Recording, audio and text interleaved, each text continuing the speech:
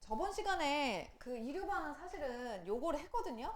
요거 그 대설주의보를 했는데 다른 평일반들이 대설주의보를 좀 안 했다고. 내가 너무 또 진도를 또 대충 봐가지고 진도를 나가버렸어. 그래서 이번에 대설주의보를 간단하게 빨리 하고 그 다음에 좀 현대시 진도를 나가볼까 합니다, 여러분.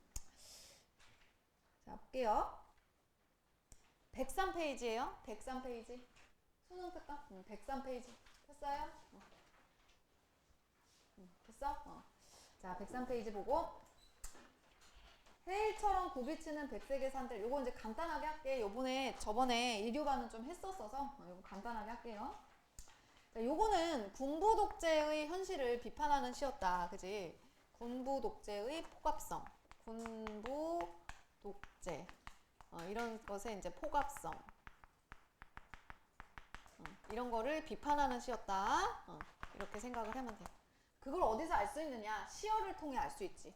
시어가 되게 폭력적인 시어가 좀 많죠. 그래서 그런 것들, 뭐 예를 들면은 저기 뒤에 보면은 눈보라의 군단이라든지 계엄령이라든지 이런 표현을 통해서 되게 포괄적인 현실을 좀 비판하는 그런 게 보인다. 그런 어떤 냄새가 난다. 이렇게 보면 됩니다.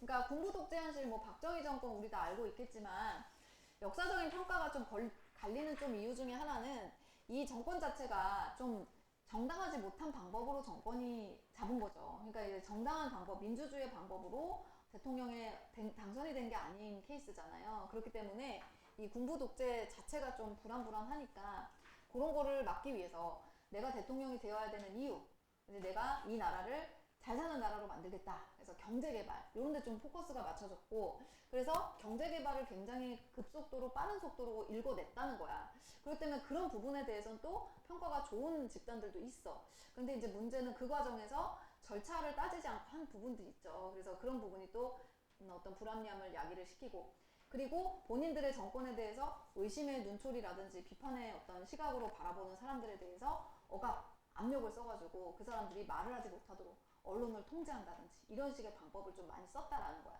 근데 그런 부분에 대해서 문인들은 좀 이렇게 시로서 비판을 했다. 이렇게 생각을 하면 됩니다. 그건 옳지 않다라는 거죠. 자, 해일처럼 굽이치는 백색의 산들 했습니다. 그러니까 이게 백색의 산들이 해일처럼 막 굽이쳐. 산에 막 폭포처럼 막 눈이 내린다. 그래서 어떤 군부 독재의 현실을 보여주고, 제설차 한 대 올리 없는 깊은 백색의 골짜기를 메우며 굵은 문발이 휘몰아치고 있습니다. 제설차가 한 대 올 리가 없다라는 거는 구제할 방법이 없어. 부정적 현실의 극복 방법이 없어요. 이거를 보여준다. 깊은 백색의 골짜기를 메우면서 굵은 눈발이 휘몰아치고 있다. 이렇게 얘기를 하고 있어요. 자, 그래서 이런 백색의 골짜기를 메우면 눈발이 휘몰아친다. 이게 다 안 좋은 상황을 여기까지 쭉 표현을 하고 있지. 자, 요런 상황에서 조그마한 수덩이만한 게 짧은 날개를 파닥이며 점점점점 이렇게 얘기를 하고 있어. 그럼 얘가 누구냐? 밑에 나와 있죠? 굴뚝새다. 이렇게 되는 거야. 자, 그럼 굴뚝새가 지금 수덩이만 하대요. 조그맣고. 그럼 색깔이 딱 대비가 되겠네. 눈이니까 흰색인데, 바탕이 흰색인데 거기에 쬐만한 굴뚝새가 딱 보이는, 마치 점처럼. 그러니까 이게 이제 색채 대비가 우선 잘 보이겠네요. 색채의 대비를 이루고 있고요. 그런 부분에서 힘들고 어렵지만 자신의 갈 길을 간다. 아자아자 파이팅. 이런 느낌이 아니고 저 굴뚝새 어떡하지? 불안하다. 불안감이 좀 느껴지는 거죠. 위태로움, 약간 공포. 요런 느낌이 좀 느껴져요. 굴뚝새에게서. 그죠? 자, 그래서 굴뚝새는 참 힘들고 어려운 상황에서 자신의 갈 길을 어떻게든 가고 있습니다. 자, 길 잃은 등산객들도 있을 것 같아. 외딴 둠에 마을의 길을 끊어놓을 듯도 같아. 이렇게 얘기를 하고 있는데, 굴뚝새뿐만 아니고 길 잃은 등산객들이라든지 외딴 둠의 마을도 약간 피해를 봤다라는 거야. 누구에 의해서? 이 눈발에 의해서. 그래서 이런 대상들은 눈발에 의해서 같이 피해를 입은 대상들이야. 눈보라에 의해 피해 입은 대상들이다. 이렇게 생각을 하면 돼요. 알겠지? 자, 그래서 계속 볼게. 은하수가 펑펑 쏟아져 날아오듯 덤벼드는 눈 이랬는데 은하수는 원래 예쁘고 좋은 거거든. 그치? 그런데 지금 이 은하수는 좋은 걸까 나쁜 걸까? 안 좋은 거예요. 왜냐면 눈이 나쁜 건데 눈을 빗대어서 표현한 거니까 얘도 나쁜 거죠. 그래서 안 좋은 겁니다. 은하수가 펑펑 쏟아져 날아오듯 덤벼드는 눈 안 좋은 겁니다. 다투어 몰려오는 힘찬 눈보라의 군단이란 표현 쓰고 있어요. 안 좋은 거예요. 눈보라가 내리는 백색의 계엄령, 군단 계엄령 이런 표현 쓰고 있습니다. 그러니까 이런 것들은 좀 군부 독재 현실을 보여주는 군부 독재의 현실을 비판적인 시각으로 제시하기 위해서 일부러 군사적인 용어를 썼다라고 생각을 하면 되고요. 그리고 그 밑에 잠깐 보면 그 위에 다투어 몰려오는 힘찬 눈보라란 표현이 있어. 자, 그러면 눈보라가 다투고 몰려와? 이거는 무슨 법이야? 의인법이네? 그치? 의인법이야. 자, 그런데 일반적으로 우리 모의고사에서 뭐라고 나오냐면 의인법을 쓰는 이유는 의인법. 자, 의인법을 쓰면 어떤 효과가 있어요? 의인법은 일반적으로 감정을 느끼지 못하는 대상이 감정을 느끼는 것처럼 표현하거든요. 그치? 그래서 어머 네 감정 그래? 내 감정 그래. 이런 식으로 좀 상호 친근감을 조성한다. 친근감 조성에 효과가 있단 말이야. 그치? 자, 그런데 이 표현에서의 의인법은 어때요? 친근감 전혀 느껴지지 않습니다. 그래서 여기서는 주의를 해야 돼. 의인법 썼다고 다 친근감 조성 오케이 이러면 안 된다는 거야. 자, 여기 의인법 썼지만 친근감 조성 안 되고요. 요거는 뭐냐면 오히려 공포를 조장한다. 공포를 조장한다. 이렇게 생각하면 돼요. 공포심을 준다 우리에게. 이렇게 생각하면 돼. 알겠지? 자, 그래서 이런 상황입니다. 그런데 그럼에도 불구하고 조그만 눈 숫덩이만한 게 짧은 날개를 파닥이며 날아온다. 거칠한 굴뚝새가 이랬습니다. 거칠한 굴뚝새를 통해서 굴뚝새 되게 고생하고 있네. 거칠하대 이런 표현이. 그래서 굴뚝새는 여기서 무엇을 의미하느냐. 우선은 눈보라 이런 것은 군부독재 현실이니까요. 이런 현실에서 고통받는 누구다? 민중이다. 그지? 군부독재 현실에서 군부독재의 현실에서 고통받는 민중의 이미지를 굴뚝새로 표현을 하고 있다. 이렇게 가면 되고. 자, 이런 굴뚝새들이 서둘러 뒷간에 몸을 감춘다 했어. 아, 근데 뒷간에다가 밑줄이 쳐 있네. 그럼 이거 문제로 만들었단 소리잖아. 근데 이 뒷간은 뭐예요? 공간이잖아요, 공간. 그럼 아마도 문제는 이렇게 나오겠죠. 이 공간이 어떠한 기능을 하는지에 대한 문제가 나올 거란 말이에요. 어떤 기능이에요? 굴뚝새가 숨을 수 있는 공간인 거죠. 어떤 위험한 현실에서 숨을 수 있는 공간. 뭐 그 정도의 의미지. 그지? 자, 그 어디에 부리부리한 솔개라도 도사리고 있다는 것일까? 했어. 솔개를 피해서 뒷간에 몸을 감췄어. 그럼 솔개도 뭐야? 굴뚝새에게 안 좋은 거다. 얘도 뭐야? 독재 현실이야. 독재의 현실에 어떤 실현과 억압을 주는 그러한 소재. 이렇게 볼 수가 있습니다. 오케이? 자, 그럼 여기까지 한번 정리를 해볼게. 안 좋은 거 뭐예요? 눈 안 좋죠? 눈 안 좋아요. 그지? 눈보라 안 좋아요. 그리고 안 좋은 애 또 있었지? 솔개 있었어. 얘네들은 안 좋은 거야. 그럼 이 안 좋은 것들 때문에 좋은 것들이 피해당하고 있지? 누가 피해당해? 굴뚝새. 불쌍한 굴뚝새. 그리고 또 누가 피해당했어요? 등산객들 힘들어요. 그리고 마을도 끊어졌네. 이런 표현 쓰고 있어. 마을도 끊어졌네. 그치요? 그래서 뚜렷하게 대비 구조가 보여지고, 그리고 피해당하는 아이들, 피해를 주는 아이들이 뚜렷하게 보입니다. 그래서 이런 시들은 사실은 해설이 그렇게 어렵지는 않아요. 우리가 처음 보더라도 차라리 이런 건 좀 친절하다고 볼 수 있겠지. 자, 계속 볼게. 길 잃고 굶주리는 산짐승들 있을 듯, 눈더미의 무게로 소나무 가지들이 부러질 듯. 아, 그러면 눈 때문에 지금 길 잃고 굶주리는 산짐승들이 있을 것 같다라고 표현을 하고 있으니까, 아, 산짐승들도 피해당하는 애들이고, 여기에 들어가겠지? 소나무 가지들도 부러져. 소나무 가지도 이쪽에 들어갈 거야. 그치? 그치? 다투어 몰려오는 힘찬 눈보라의 문단. 그래서 떼죽나무와 떼끓이는 외딴집 굴뚝에 해일처럼 굽이치는 백색의 산과 골짜기에 눈보라가 내리는 계엄령. 이렇게 끝나고 있는데 외딴집도 마찬가지로 좀 살려고 하는데 눈보라가 너무 쳐서 좀 힘들어 보이죠? 외딴집도 여기다 집어넣을게요. 외딴집 이렇게.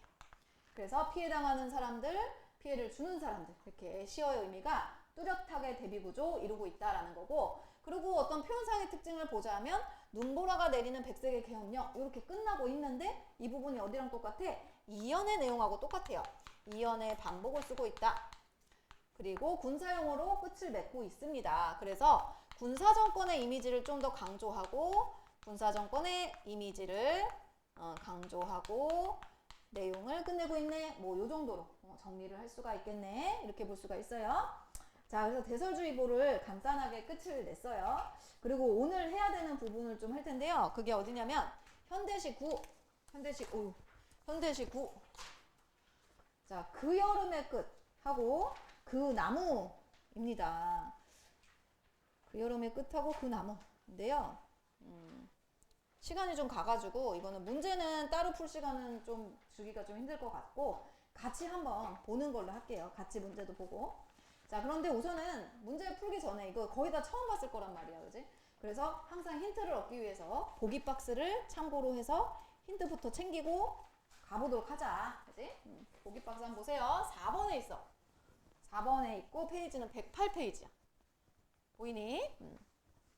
자, 보자. 자, 화자가 타자를 발견해 다른 대상을 발견합니다. 그리고 관계를 맺고 삶을 성찰한다. 그래서 가와나가 자연물로 대표되는 타자와의 동일시를 통해서 정서와 삶의 틀도 드러내고 있대. 아, 그러면 두 시의 공통점으로 우선 상황을 확인해 볼 수 있겠다. 어떤 상황? 지금 자연물을 관찰하고 있다.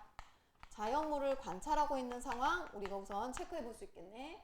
자, 그리고 관찰을 하면서 뭐를 하고 있어요? 거기다는 정서는 관찰을 하면서 나와 동일시를 하고 있어. 쟤도 저러네? 나도 저런데. 이렇게 동일시를 하면서 뭐를 한다? 아, 깨달음을 얻는다. 깨달음을 얻는다라는 거지. 자, 한마디로 이런 게 바로 성찰의 과정이다. 이렇게 볼 수가 있겠죠. 그치? 그래서 가시는 여름 동안 폭풍을 이겨내고 활짝 꽃을 피운 백일홍을 보면서 깨달음을 얻었고 나시는 나무를 통해서 자신의 삶을 되돌아본다. 이런 시래요. 그럼 한번 내용을 보면서 확인을 해보도록 할게. 앞으로 와서 자, 그 여름의 끝이라는 시부터 먼저 보도록 할게요. 근데 이게 시가 어려워요. 이 시가 되게 어려워요. 자, 그 이유가 이제 읽어보면 알 거예요. 이제 처음에 그냥 봤을 때는 아, 이거 그냥 대충 무슨 내용인지 알겠네? 근데 디테일하게 보면 이게 뭔 소리지? 이렇게 되는 시야.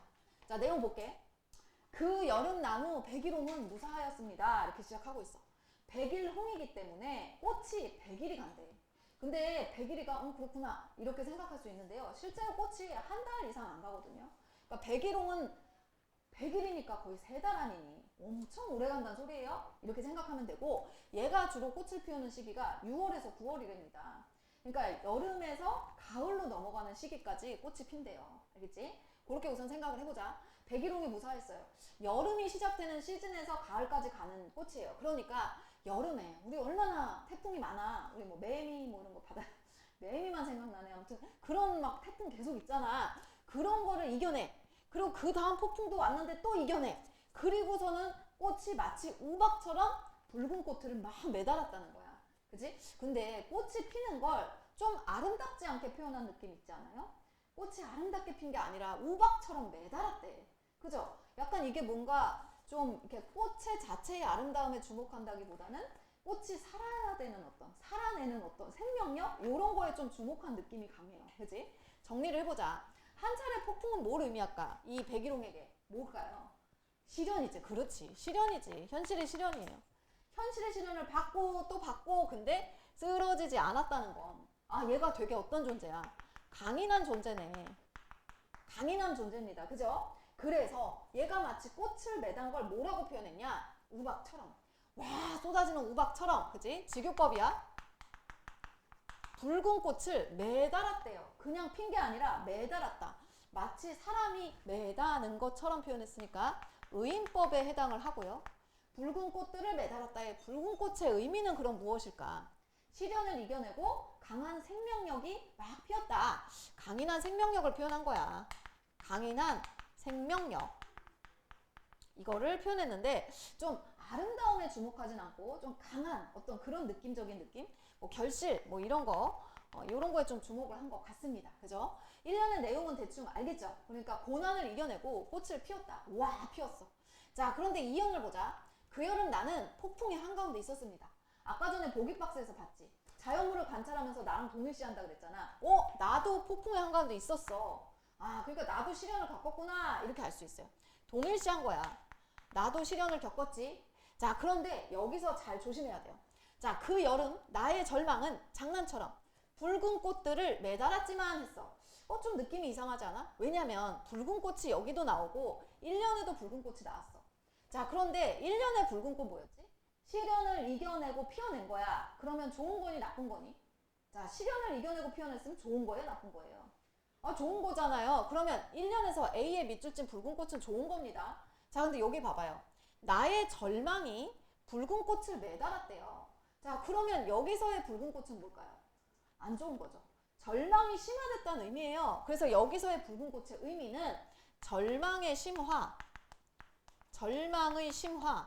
그러니까 절망이 그야말로 맥스를 찍었다. 이렇게 해석하면 돼. 절망이 막 끝을 찍었어. 너무너무 힘들었어. 이렇게 해석을 하면 돼. 자, 그런데 그 앞에 수식어가 장난처럼이야. 이것도 이상하지 않아? 아니, 절망이 맥스를 찍었는데 그걸 왜 장난처럼이란 표현을 썼을까? 우선은 뭐뭐처럼이니까 직유법일 거야. 자, 그러면 요거를 어떤 식으로 해석을 많이 하는지를 설명을 해줄게요. 요거는 사실 두 가지로 해석을 해요.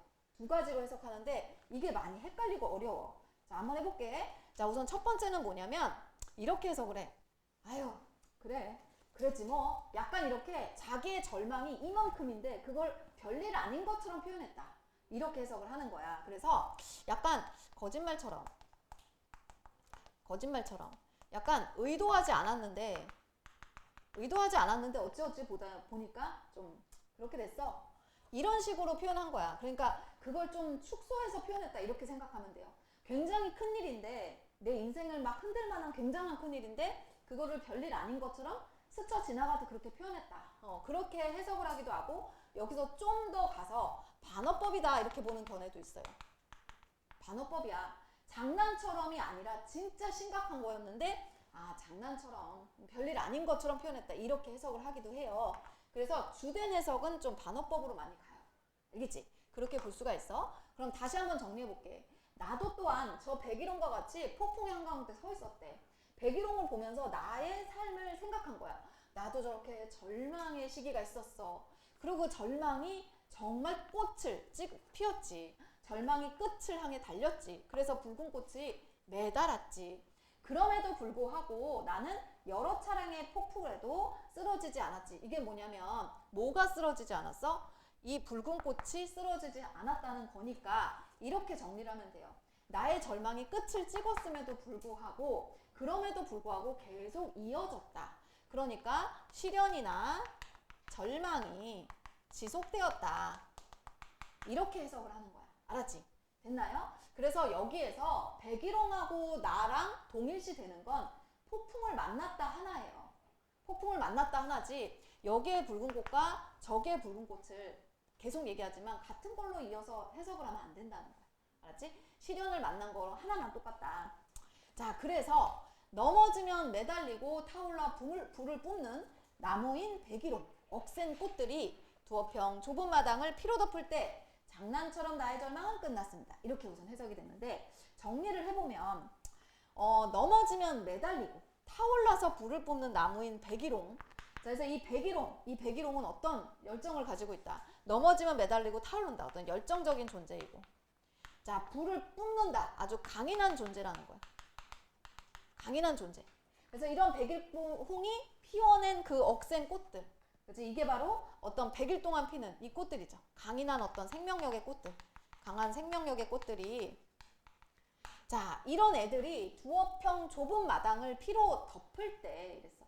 요거는 두 가지로 해석이 돼요. 자, 첫 번째는 뭐냐면 백일홍의 나무에 꽃이 매달렸을 때야. 그지? 그러니까 꽃이 만발했을 때로 해석을 하기도 하고요.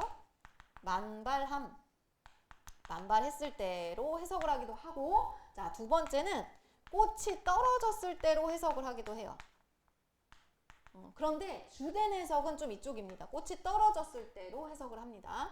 자, 그랬을 때 장난처럼 나의 절망이 끝이 났습니다. 이렇게 해석을 하는데 여기서도 장난처럼이란 표현이 있다는 거예요. 요것도 두 가지로 해석이 돼. 아까처럼 뭐냐면 그냥 아무 일도 없었던 것처럼 별일 아닌 것처럼 이렇게 해석이 되는 거야. 누가 장난치지? 그냥 스쳐 지나가는 일처럼. 아니면 이걸 좀 더 심화해서 반어적 표현이다. 이게 나의 절망이 끝을 맺는 상황은 절망의 끝이 정말 가볍지 않았는데 그거를 그냥 가볍게 장난처럼 이렇게 표현했다라고 볼 수가 있어요. 그러면 요걸 한번 지금까지 한 얘기를 정리를 한번 해볼게.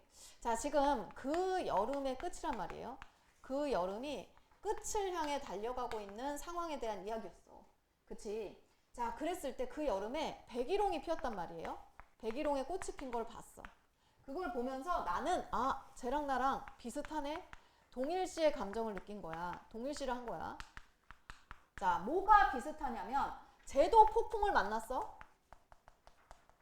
나도 폭풍을 만났어. 그죠? 쟤도 폭풍 만났어. 나도 폭풍 만났어. 자, 백일홍 폭풍을 만났음에도 불구하고 무엇을 피웠냐? 붉은 꽃을 피웠지. 붉은 꽃. 자, 얘를 피웠습니다. 그러면 백일홍에게 붉은 꽃의 의미는 무엇이야? 강인한 생명력이었어요. 강인한 생명력이다. 강인한 생명력 이렇게 볼 수가 있어요. 근데 나도 꽃을 피웠거든요. 나도 붉은 꽃을 피웠어요. 그런데 나에게 있어서 붉은 꽃의 의미는 강인한 생명력이 아니고 절망의 맥스, 절망의 심화였다. 이렇게 생각을 하면 됩니다. 자, 그리고 끝에 백일홍이 꽃이 졌든지 아니면은 꽃이 만발을 했든지 마당을 덮었다. 이러면서 그 여름의 끝이 끝났잖아요. 그지? 자, 그랬을 때 나는 어떻게 했다? 나는 절망이 끝났어. 근데 그거를 장난처럼 이라고 표현을 했어. 장난처럼 절망이 끝났다. 이렇게 해석을 하는 거야. 그래서 이거를 어떻게 보냐면요. 요거 이렇게 두 가지로 해석한다 그랬잖아요. 그랬을 때 꽃이 떨어지는 걸로 주로 보는 이유가 뭐냐면 이 꽃이라는 게 백일홍에게서는 강인한 생명력이지만 나의 입장에서는 절망이 심하란 말이죠. 그래서 꽃이 떨어진다라는 표현을 통해서 꽃이 떨어졌을 때 나의 절망이 끝났다. 이렇게 연결을 시켜서 해석을 하는 견해가 좀 많다라는 거야. 근데 이제 이거를 좀 다른 의미로 꽃이 만발해서 그냥 백일홍의 어떤 나무에 만발했을 때 그러니까 그 여름의 끝자락까지 쭉쭉쭉쭉 가서 나의 절망이 그때서야 마치 아무 일도 없었다는 듯 끝났다. 이런 식의 해석도 있다라는 거지. 오케이? 시가 해석을 할수록 어렵지. 그치? 이걸 혼자 설명할 수 있겠니? 사실 좀 안 되겠죠. 뭐였지? 분명 들었는데 이 시가 좀 그런 시예요. 근데 제목 자체가 좀 되게 감각적이지 않아? 그 여름의 끝. 뭔가 드라마 제목 같기도 하고. 그래서 이 시가 한국인들이 되게 좋아하는 시이기도 해요. 알지? 그런 시입니다. 그래서 내용 한번 정리를 해봤고요. 사실은 이제 김명인의 그 나무라는 시가 있습니다. 자, 이 지금 나시가 좀 더 주목을 해야 되는 시예요. 왜냐면 이 나시는요, 2011년에 수능에 한번 나온 시예요. 수능에 나왔던 시니까 요거를 좀 자세히 한번 보셔야 될 것 같아요. 그리고 우리가 나무라는 거를 소재로 삼아서 시를 쓰는 경우가 상당히 많아. 그래서 다른 시들하고 연계 가능성도 상당히 높아요. 그렇게 한번 보면은 좋겠어요. 자, 그 나무를 한번 볼게. 자, 한 해의 속잎을 며칠 만에 활짝 피었다 지운 벚꽃가로 따라가다가 그래서 우리 벚꽃이 피는 계절이 지금 오고 있잖아. 일산에 이사 온 지 10년이 다 돼가지만 한 번도 벚꽃을 본 적이 없다. 호수공원을 가서 벚꽃을 본 적이 없다는 이 슬픈 전설. 자, 니네들의 시험기간이라서. 자, 하나의 꽃잎을 며칠 만에 활짝 피었다 지금. 내가 벚꽃을 못 보는 이유가 이겁니다. 왜? 벚꽃은 화려해요. 너무 예뻐요. 그런데 오래 가지 않아요. 금방 져버려. 일시적이야. 그래서 시험기간 끝나고 갈까 하면은 비가 샥 내려가지고 다 져버려요. 간 적이 없네요. 빠르게 피고 집니다. 그럼 벚꽃가를 갔어요. 그러면 우리는 누구에게 눈이 가요? 벚꽃나무들에게 눈이 너무 많이 가지. 예쁘다 예쁘다 예쁘다 그렇지. 근데 이 시인은 그 벚꽃을 구경하러 갔는데 뭐에 눈이 갔어? 미처 제 한 송이도 펼쳐들지 못하고 멈칫거리는 늑된 나무를 발견했대. 벚꽃이 막 꽃을 펴서 예쁘다 예쁘다 하는데 그 옆에 초라한 나무가 하나 있었나 봐. 근데 그 나무는 꽃을 피지 못했다는 거야. 알겠지? 그러면 이 벚꽃나무랑 늑된 그 나무는 어떤 관계예요? 대립적인 관계네, 그지? 상반된 관계다 이렇게 볼 수 있어. 상반된 관계다 이렇게 볼 수 있지. 그래서 벚꽃들은 활짝 꽃을 피우는데 얘는 지금 뭔가 꽃을 피우지 못하고 막 눈치 보고 있나 봐. 그래서 그 나무를 이렇게 생각을 했대. 마치 제가 부끄러운 것 같이 느꼈다는 거지. 의인화시켜서. 우리 소심한 사람들 있잖아요. 그지? 능력이 조금 좀 느리고 약간 이렇게 빠릿빠릿하지 못한 사람들. 그런 사람들 좀 눈치도 많이 보지. 나 같은 사람들. 그래서 그 나무가 시냇로 개울의 한 구석으로 비틀린 뿌리를 감춰놓고 이런 표현 쓰고 있어. 아, 그럼 그 나무 보니까 얘가 건강해 보이지도 않아. 건강해 보이지 않아요. 보이지가 않습니다. 그러니까 뭔가 얘가 좀 더디고 좀 느리고, 얘가 좀 느리고, 또 이런 걸 뭐라 그러지 우리가? 주류에 편입하지, 주류에 편입하지 못하는 그런 모습으로 이제 보여주는 거야. 좀 소외된 존재 이렇게 보여지는 거야, 그 나무가. 그래서 그런 나무가 앞줄에 아름드리 그늘 속에 반쯤 또 숨어 있었다. 이런 거 다 의인화지? 의인화.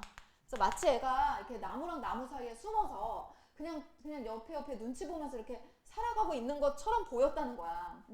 그래서 봄은 그 나무에게만 더디고 더뎌서 꽃철 지났는지도 모르는지 그래도 여느 꽃나무와 다름없이 가지 가득 매달고 있는 멍을 어딘가 안쓰러웠어요. 이렇게 했어. 그러니까 이미 봄이 막 시작이 되어가지고 다른 나무들은 꽃을 활짝 피우고 있는데 그 나무만 봄이 이제 시작되나 이렇게 천천히 그래서 다른 나무들이 하는 것처럼 꽃을 피우려고 준비는 하고 있어. 준비를 잔뜩은 하고 있는데 꽃은 안 피우는 그런 거죠. 뭐 이런 상황이야. 그래서 여기저기 가득 매달고 있어. 멍울이라는 표현을 쓰고 있는데 꽃 봉오리를 얘기를 하는 거겠지. 꽃봉오리를 매달고 있는데 꽃을 피우지도 못하고 이렇게 눈치 보고 있는 그 나무가 안쓰러웠대. 그러면 대상에 대한 정서가 제시가 되고 있잖아. 그지? 그러면 안쓰럽다라는 의미는 그 대상을 내가 어떻게 바라보는 거야? 불쌍하게 여기는 거죠. 그래서 연민의 감정이다 이렇게 볼 수가 있어요. 연민의 감정으로 느끼고 있네 이렇게 볼 수가 있는 거지. 아, 그래서 마치 이런 모습을 보면서 아까 보기 박스에서 봤듯이 나와 동일시가 된다 그랬지? 아, 나의 모습을 보는 것 같다라고 느끼는 거야. 아, 쟤도 참 안 됐다. 나도 참 살기 힘든데 쟤도 힘들겠다. 이렇게 느끼나 봐. 자, 어떤 부분인지 볼게. 자, 늑대 나무가 비로소 밝혀드는 꽃불 성화, 환하게 타오를 것이므로 나는 이미 길이 끝난 줄 이렇게 하고 있는데요. 자, 늑대 나무이지만 쟤도 언젠가는 꽃을 피울 것 아닙니까? 꽃을 피우려고 잔뜩 웅크리고 있으니까요. 그래서 걔가 환하게 피오를 거야, 타오를 거야. 뭐가? 꽃불의 성화가 타오를 거야. 이거는 이제 꽃이 필 것이다. 꽃이 피울 것이다. 꽃이 필 것이다. 라는 어떤 기대감의 표현이죠. 지금 당장 꽃이 폈다는 게 아니죠.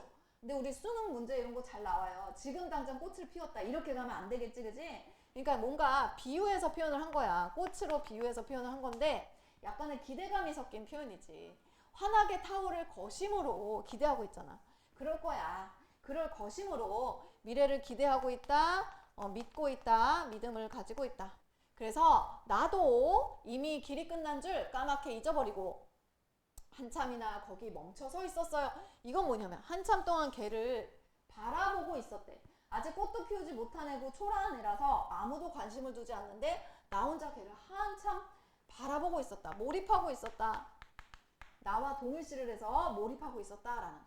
그럼 내가 왜 걔를 계속 바라봤냐? 이렇게 동일시를 하는 거야. 나 자신의 삶과. 자, 그럼 나는 어떻게 살고 있니? 산에서 내려 2달 거리나 제자리를 찾지 못하고 있습니다. 제자리를 찾지 못해서 헤매고 다니는 난만한 봄길 어딘가 이런 표현 쓰고 있어. 아직 그래서 뭔가 방향성을 상실했고 그죠? 뭔가 어떻게 살아야 할지 좀 확실하게 지금 상황을 잘 이렇게 캐치를 못했어. 적응을 하지 못했어. 이러한 자신의 모습과 지금 그 나무의 모습이 동일시가 됐다라는 거. 자, 늦가기 깨달음 함께 얻으려고 한나절 나도 그 병든 나무 겉에서 서성거렸지요. 대상에 대해서 몰입을 하면서 자신과 동일시를 하면서 그 대상에 대한 연민의 심정으로 바라보고 있어요. 자, 그래서 이 봄이 가기 전에 저 나무도 푸르른 잎새를 매달까요? 이건 뭐야? 좀 매달았으면 좋겠다. 이런 의미가 좀 들어가 있는 거야. 그래서 이거는 화자의 소망이 좀 반영이 되어 있다. 아, 매달았으면 좋겠다라는 소망도 반영되어 있고요. 거기다가 플러스 나의 어떤 인생에 대한 바람도 좀 들어가 있다. 그치? 나도 좀 정착을 해서 좀 열심히 잘 살았으면 좋겠어. 내 인생이 좀 더 나은 방향으로 이어졌으면 좋겠어. 나는 자신의 삶에 대한 바람도 여기에 포함이 된 거다. 이렇게 볼 수가 있지. 그래서 무거운 청록으로 여름도 지치고 말면 이건 뭐냐면 그러니까 한마디로 여름이 지나가고 말면 이런 소리예요. 그러니까 시간의 흐름을 가정하는 거야. 이 여름이 끝나고 말면 불타는 소신공양 틈새 가난한 소지. 저 나무도 가지가지마다 지표 올릴 수 있을까요? 이게 무슨 소리냐? 여름이 끝나면 나무는 잎사귀가 뭐가 되죠? 단풍이 됩니다. 그치? 단풍이 돼요. 뭔가 잎사귀가 초록색에서 다른 색으로 변할 거란 말이야. 그래서 여름이 끝나고 말면 저 나무도 잎사귀가 단풍이 되어서 떨어질까요? 이런 소리인데 이거를 뭐라고 빗대어서 표현했냐면 불타는 소신공양 틈새에 가난한 소지다 이런 표현 쓰고 있어. 불타는 소신공양이 뭐야? 불교에서 얘기하는 건데 자신의 몸을 태워서 수도를 하는 거예요. 이제 부처님의 어떤 진리에 오르기 위해서. 그러니까 마치 나무들이 단풍잎을 만드는 걸 불타는 소신공양이다 이런 식으로 표현을 한 거고 그 가운데서 저 나무가 피어내는 단풍잎 그것을 가난한 소지라고 빗대어서 표현을 한 건데 소지가 밑에 뭐라고 나왔어? 소원을 빌기 위해서 태워서 올리는 종이라는 거야. 그치? 그러니까 일종의 소원을 담은 종이에요. 소망을 담은 종이라는 거야. 그래서 이 가난한 소지라는 거는 결국 뭐냐면 얘가 자신의 할 일을 잘 했으면 좋겠다라는 바람, 나의 삶이 안정되었으면 좋겠다라는 나의 소망, 바람을 얘기하는 거야. 나의 소망과 바람을 얘기를 하는 건데 그거를 가난하다라는 표현을 쓰고 있단 말이야. 그럼 가난하다는 거는 초라하다는 의미고 대단하지 않다라는 뜻이에요. 그러니까 여기에서 이게 시험에 나온 적이 있거든요. 자, 그래서 이거는 우선 이렇게 기억을 꼭 해놔야 돼. 겸손한 태도의 의미다. 겸손한 태도를 의미한다. 이렇게 생각을 해야 돼요. 2011년에 아까 얘기했죠. 수능에서 이게 출제가 됐는데 그 출제가 됐을 때 가난한 소지에 밑줄을 치고 이 시어의 의미를 물어보는 문제가 나왔었단 말이야. 그랬을 때 답은 겸손한 태도였어요. 그래서 이 태도가 겸손하다라는 거 꼭 짚고 가야 된다. 오케이? 그리고 이제 자신의 어떤 소망인데 사실은 자신의 소망은 거대하고 크게 느껴질 수 있잖아. 대단한 것일 수도 있잖아. 근데 그것을 겸손하게 표현하는 태도 이런 것들이 시어에 좀 많이 나오죠. 뭐 예를 들면 윤선도의 만흥 같은 시 있어. 윤선도의 만흥에서 뭐라 그래? 내가 초가집을 짓는다고 하니까 속세의 사람들은 비웃더라. 그러면서 나 자신을 뭐라고 하냐면 어리고 혐의 뜻에는 이게 족하다 하더라 이런 식으로 나와 있어. 자기 자신을 어리석고 시골뜨기다 이런 식으로 얘기를 하는 부분이거든요. 그러니까 이런 맥락하고 똑같다고 보면 돼요. 그래서 이런 거를 겸손하게 자신을 생각하고 있다. 겸손한 태도다. 이렇게 맞지? 그래서 이런 맥락으로 볼 수가 있다라는 거지. 알겠죠? 그러니까 요게 수능 문제에 나왔었으니 이 부분 꼭 기억하고 있자. 됐지? 자, 저 나무도 가지마자 지표 올릴 수 있을까요? 저 나무가 자신의 할 일을 잘 해서 조금 늦더라도 자신의 할 일 다 하고 봄, 가을, 겨울까지 갔으면 좋겠다라는 소망인 거야. 그러니까 이것은 결국 저것과 동일시되는 나의 상도. 조금은 더 정착이 되어서 잘 살고 싶어요 라는 소망의 반영이다. 이렇게 가는 거야. 알겠어? 그래서 그런 시이다. 이렇게 가면 되겠고요. 문제를 우리가 풀 시간이 없어서 못 봤는데 문제를 좀 같이 보도록 하겠습니다. 자, 지금 가시하고 이게 시 내용부터 정리해야 되는구나. 시 내용을 정리를 할게요. 저 요거 지우고 해도 되지? 요거 지울게요. 나시를 지금 했는데 자, 정리해 볼게요. 자, 지금 벚꽃나무를 봤어요. 우선 벚꽃나무는 어떤 특성이 있었냐? 얘네는 굉장히 화려해. 너무 예쁘네. 그런데 얘네는 금방 지겠네. 일시성을 가지고 있어. 그치? 그런 벚꽃나무를 보다가 그 사이에 숨어있는 그 나무를 봤어요. 근데 그 나무가 너무 조그맣고 얘는 꽃을 피우지 못하고 있네요. 꽃을 피우지 못하고 있어. 아, 그리고 얘가 진짜 뭔가 다른 나무 사이사이에 숨어가지고 많이 부끄러워하고 있는 것 같아. 그래서 제대로 자기의 어떤 길을 펴지 못하는 모습이 막 보여. 이 부끄럽다고 느낀 거는 화자의 추측이죠. 그치? 자, 그래서 그 나무를 보면서 화자는 어떤 감정을 느꼈어? 아, 쟤 되게 안쓰러워. 그치? 안쓰러움. 이거를 뭐라 그래? 연민이라고 합니다. 연민이라고 해요. 그래서 자신의 삶을 떠올려. 어떤 삶? 아, 나도 제자리를 찾지 못하고 있죠. 제자리를 찾지 못하고 있습니다. 헤매고 다니고 있어요. 헤매고 다니고 있습니다. 그치? 자, 그래서 제가 잘 됐으면 좋겠어 라는 거 결국 뭐라 그랬어? 그 나무와 나를 동일시해서 저 나무가 꽃을 피우고 또 단풍으로 가을까지 쭉 갔으면 좋겠다. 그것은 나의 삶도 또한 좀 그렇게 잘 안정되게 갔으면 좋겠다라는 거지. 알겠죠? 그래서 동일시를 해서 자신의 삶에 대한 소망까지 얘기를 하고 있는 그런 작품. 이렇게 정리를 할 수가 있습니다. 자, 그럼 문제를 한번 같이 보도록 할게. 문제 볼게요. 자, 가와 나의 공통점으로 가장 적절한 것은 했어요. 문제에서. 자, 반어법 쓰고 있다. 가에서는 장난처럼이 나와 있긴 해요. 근데 나시에선 특별히 반어법은 보이지 않습니다. 청자 호명하고 있는데 뭐 친근감을 조성하고 있다 했어요. 근데 이제 청자를 호명하는 거 제대로 보이지 않죠. 자, 직유적 표현 사용하고 있다. 구체적으로 묘사하고 있다. 요것도 좀 구체적인 묘사라고 하기가 조금 애매하고요. 답은 4번입니다. 색채어를 활용해서 대상의 이미지를 선명하게 두시다 제시가 되고 있습니다. 그리고 의인화 방식, 뭐 대상에 대한 내적 갈등은 전혀 없습니다. 자, 됐죠? 자, 2번으로 갈게요. 기억에서 미음에 대한 이해로 적절하지 않은 것 됐어요. 자, 기억은 뭐냐면 한 차례 폭풍에도 다음 폭풍에도 쓰러지지 않는다. 강인한 생명력이 맞고요.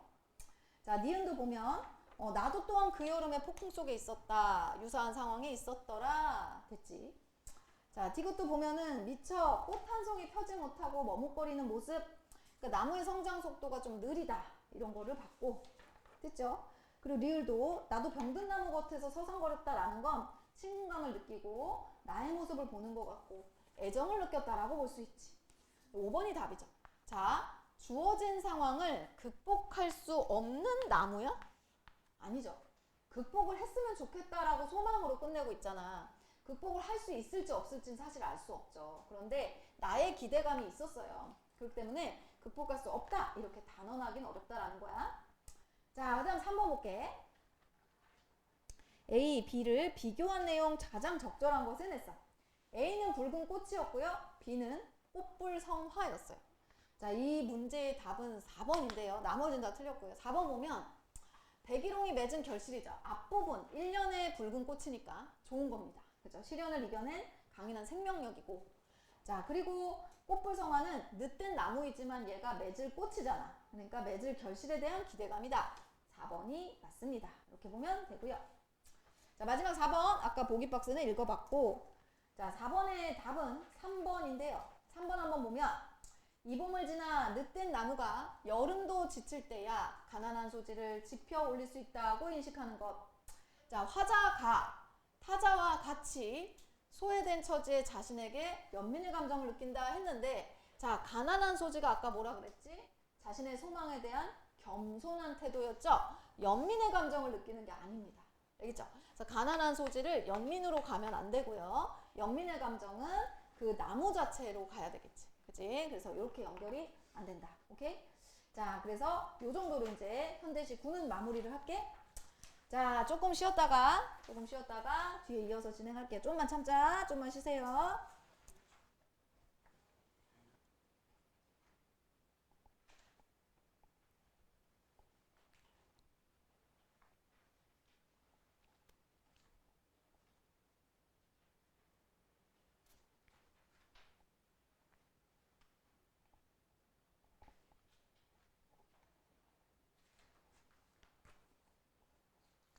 자, 이제 같이 한번 보도록 할게요.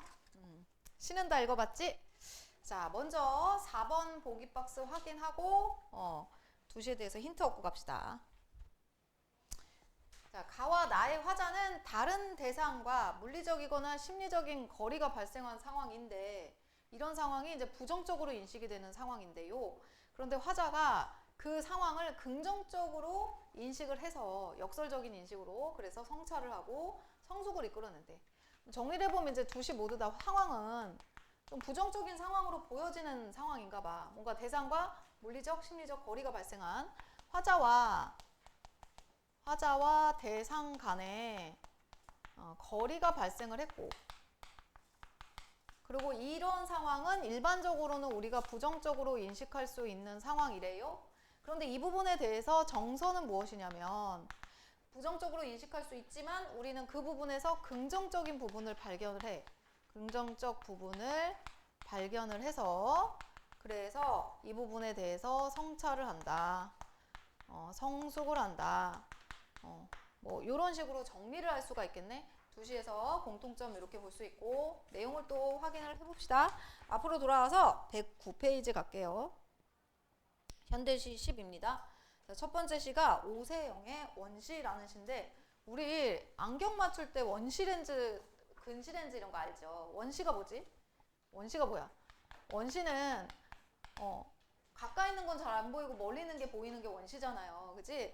이 원시를 두 가지 의미로 해석을 해보면 우선은 첫 번째 그냥 말 그대로 멀 원자 볼 시자 써서 멀리를 바라본다. 멀리 바라본다. 이런 의미로도 해석이 가능하고 아니면 또 다른 의미로는 멀리는 보이지만 가까이 있는 것은 보이지 않는다. 이렇게도 해석이 된다는 거야. 그러니까 시의 제목을 통해서 이런 거를 한번 의미를 확인해 볼 수 있고 이게 시에서 어떻게 녹아져 있는지를 한번 보도록 할게. 자, 멀리 있는 곳은 아름답다로 시작을 하고 있습니다. 근데 우리가 보기 박스에서 확인했지만 대상과의 거리감이 발생한다는 표현이 있었어. 그러니까 멀리 있는 것의 의미는 대상과의 거리감이야. 대상과의 거리감이 발생을 했다. 근데 이거는 우리가 그냥 일반적으로 봤을 때는 부정적인 상황으로 볼 수 있는 건데 그러니까 여기 정리해보면 이건 부정적 상황이라는 거예요. 그런데 아름답다라고 표현하고 있으니까 다른 사람들과 좀 다르게 인식하고 있음이 여기서 드러나네. 시에서 처음부터 딱 드러나고 있네. 그지? 그러니까 일반적으로 멀리 있는 거는 안 좋은 건데 여기선 좋게 보고 있어. 그 이유가 뒤에 나와 있겠죠. 보면 무지개나 별이나 벼랑에 피는 꽃이나 멀리 있는 것은 손에 닿을 수 없는 까닭에 아름답다 이렇게 했어. 자, 그러면 지금 무지개, 별, 벼랑에 피는 꽃 이런 거 열거하고 있어요. 근데 그거 알죠? 열거법으로 나와 있는 대상들은 같은 속성을 갖고 있는 거 알지, 그지? 그지? 그래서 정리하면 같은 속성을 공유한다. 속성을 공유한다. 이렇게 우선 정리하고 갑시다. 우리 모의고사 문제에서는 같은 속성을 공유하고 있는 대상을 열거함으로써 이렇게 문제에 나올 수 있다는 거죠. 그럼 맞습니다. 열거는 대부분 같은 속성을 공유하고 있어요. 그럼 정리해보면 무지개, 별, 벼랑에 피는 꽃은 어떤 속성을 공유하냐? 멀리 있는 거라는 거지. 그치? 얘네의 속성은 다 멀리 있는 거야. 알겠지? 이런 멀리 있는 애들은 아름답대. 왜 아름다워? 손에 닿을 수 없는 까닭에 아름답대. 얘네가 아름다운 이유예요. 그런데 손에 닿을 수 없는 게 우리 일반적 상식으로는 손에 닿을 수 있어야 좋고 이쁘지 않아요? 예쁜 강아지가 있어. 막 내가 쓰다듬으면 더 이쁘잖아. 이쁜 애기도 그렇잖아. 멀리 있으면 오히려 어때? 스트레스 받지. 만지고 싶은데 못 만지니까. 그러니까 이게 일종의 역설적인 인식인 거야. 역설적 인식인 거야. 알았지? 손에 닿을 수 없는데 어떻게 아름다울 수 있니? 그 내용이 뒤에 또 나오겠지. 사랑하는 사람아 라고 부르고 있어요. 그죠? 자, 명시적으로 청자가 설정이 되고 있구나. 말을 건네는 어조구나. 말을 건네는 어조구나. 이런 거 우선 확인할 수 있고 사랑하는 사람아 이별을 서러워하지 마라. 이렇게 명령적인 어조를 쓰고 있어. 명령형을 쓰면은 굉장히 강한 의지의 표현이다 라는 거라 그랬지. 그러니까 내용을 강조하는 거야. 무슨 내용? 이별은 서러운 게 아니라는 거지. 자, 왜 이별은 서러운 게 아니냐? 내 나이에 이별이란 헤어지는 일이 아니라 단지 멀어지는 것이기 때문이지. 이렇게 얘기를 하는 거예요. 이별이 서럽지 않은 이유인데 내 나이에 이별. 그러니까 이거는 내가 생각했을 때 이별이란 이런 거니까 일반적인 생각이 아니고 약간 주관적 인식에 가깝지. 이별에 대한 이 사람만의 주관적 인식이구나. 뭐야 이별은? 헤어지는 게 아니야. 단지 멀어지는 것이지. 이렇게 얘기한 거야. 그럼 아까 전에 봤을 때 멀리 있는 게 아름답잖아요. 그쵸? 그럼 정리를 해보면 자, 멀어지는 것은 아름답다라고 했잖아. 근데 이별은 멀어지는 거라며. 그러니까 결론은 이별은 아름다운 거야. 아름답다. 이렇게 되는 거다. 이렇게 이런 논리예요. 근데 이 논리가 일반적인 견해는 아니고 이 사람만의 개인적 주관적 인식이다. 이렇게 생각을 하는 거야. 아름다우니까 서러워할 필요가 없다. 서러워하지 마. 이렇게 얘기하는 거야. 그치? 자, 멀어지는 거니까 괜찮아. 자, 그러면서 뭐라고 얘기하냐면 네가 보낸 마지막 편지를 읽기 위해선 이제 돋보기가 필요한 나이 요렇게 얘기했어. 그러면 너가 편지를 보냈는데 그게 마지막 편지라는 건 결국 나와 너가 이별을 한 상황이다. 이별 상황이라는 걸 알 수 있고요. 근데 이런 이별 상황에서 나의 나이는 돋보기가 필요한 나이래. 그럼 이제 원시라는 제목하고 연결이 되면서 아, 나이가 많구나. 나이가 많다. 나이가 많은 시기. 그래서 늙는다는 것은 이렇게 연결이 되는 거지. 자, 늙는다는 것은 그러니 사랑하는 사람을 멀리 보내는 것이고 멀리 있는 건 아름다우니 이별은 아름다운 거야. 이렇게 얘기하는 거야. 그래서 이별을 어떻게 긍정적으로 인식하고 있는 거지. 그래서 멀리서 바라볼 줄을 안다는 것이다. 이렇게 끝나고 있는데 자, 멀리서라고 했어요. 이거 뭐죠? 멀리서 이거예요. 시적 허용이네요. 그렇지. 시적 허용. 자, 시적 허용을 썼어. 우리 모의고사에서 시적 허용 가끔은 이렇게 표현이 돼요. 어떻게 표현되냐면 시적 허용을 썼을 때 효과에서 자, 정감의 깊이가 깊어진다라고 설명이 될 때가 있어요. 시적 허용해서 맞습니다. 알겠죠? 멀리서 이렇게 쓰니까 좀 더 그 정감의 깊이를 깊게 하는 효과가 있다. 이렇게 가면 맞습니다. 알겠지? 그래서 이런 식으로도 설명을 한다라는 거 기억하고. 그리고 우선 우리가 아는 그 시적 효용의 가장 기본적인 그거 뭐야? 지금 배가 고파가지고 말이 헛나오고 있어. 자, 시적 효용의 가장 기본적인 역할 뭐야? 운율 형성이잖아. 운율 형성. 천천히 읽게 한다라는 거지. 알겠지? 천천히 읽게 해서 그 분위기를 쭉 이어간다. 정감의 깊이를 쭉 깊게 한다. 뭐 이렇게 정리할 수 있지. 그치? 그런 얘기다라고 정리할 수가 있어. 자, 그러면 시의 내용 한번 정리를 해볼게요. 자, 지금 이 시는 어떤 시냐? 거리라는 것을, 거리를 갖는다라는 걸 긍정적으로 인식을 한대. 긍정적으로 인식을 한다. 그런데 사실 이거는 뭐다? 일반적인 생각은 아니고요. 이 화자만이 가지고 있는 생각이야.